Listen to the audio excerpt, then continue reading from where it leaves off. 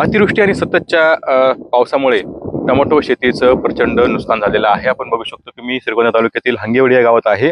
या गावामध्ये मोठ्या प्रमाणात टोमॅटोची शेती केली जाते। मात्र गेल्या काही दिवसापासून पाऊस जो आहे तो पडत आहे आणि त्यामुळे या शेतामध्ये साचलेलं पाणी आणि सततच्या पावसामुळे हे टोमॅटो शेतीचं मोठं नुकसान झालेलं आहे।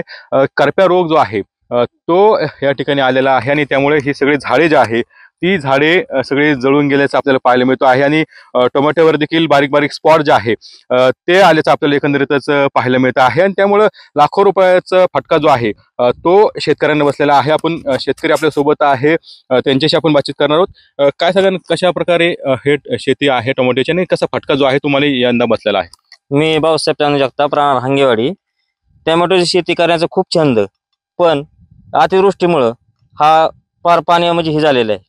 याच्यात खर्च बघितला तर एकरी 60 ते 70 हजार रुपये एकरी खर्च होतो।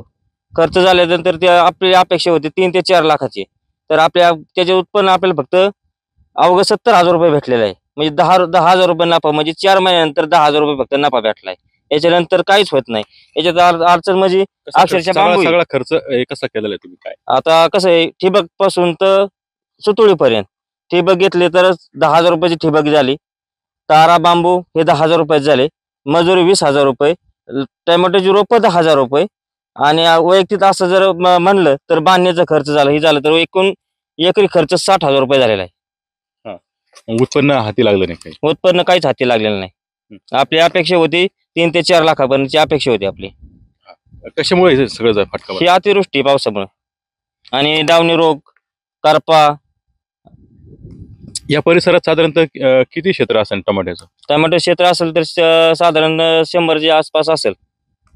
तर निश्चित आपण फक्त मोठ्या प्रमाणात या भागामध्ये टोमॅटो शेती केली जाते, मात्र सततच्या पावसामुळे करप्या रोग आला आणि त्यामुळे लाखो रुपयांचा फटका जो आहे तो शेतकऱ्यांना या ठिकाणी बसलेला आहे। कॅमेरा कुटुंब कसं कुणाल जायकर, टीव्ही मराठी, हंगेवाडी, श्रीगोंदा, अहिल्यानगर।